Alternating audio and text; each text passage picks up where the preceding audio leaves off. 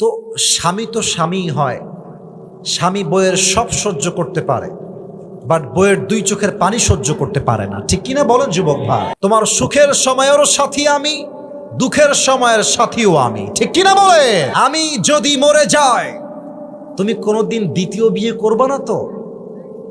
তো স্বামী বলছে, बीवी तुम क्या बात कर रहे हो, अगर तुम मर जाओगे तो मैं पागल बन जाऊंगा और पागल जो चाहे वही कर सकता। বলছে, বউ তুমি কি বললা? তুমি মরে গেলে আমি পাগল হয়ে যাব, আর পাগল যা মন চাই তাই করতে পারে। ঠিক কিনা বলে? ফাতেমা রাদিয়াল্লাহু তাআলা আনহা একদিন বসে বসে রুটি বানাচ্ছেন। রুটি বানানোর জন্য দেখবেন আটা ছেনতে হয়, আটা।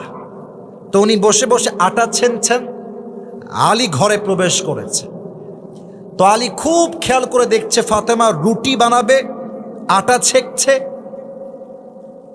দেখছে ফাতেমার দুই চোখ দিয়ে অঝরে পানি ঝরছে, দুই চোখ দিয়ে পানি পড়ছে।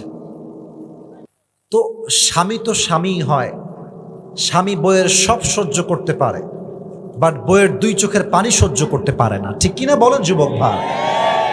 তো আলী দৌড় দিয়ে আসছে ফাতেমার কাছে, বলছে, ফাতেমা তোমার চোখের কোঠায় পানি কেন? Why you are crying? তুমি কাঁদছো কেন ফাতেমা?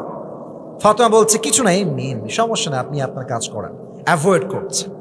আলী বলছে, না না, আমাকে বলো, আমি তোমার স্বামী, তোমার সুখের সময়েরও সাথী আমি, দুঃখের সময়ের সাথীও আমি। ঠিক কিনা বলে? বলো তোমার কি হয়েছে? ফাতেমা বলছে, আলী আজ যখন তাহাজ্জুদের নামাজের সময় ঘুমিয়ে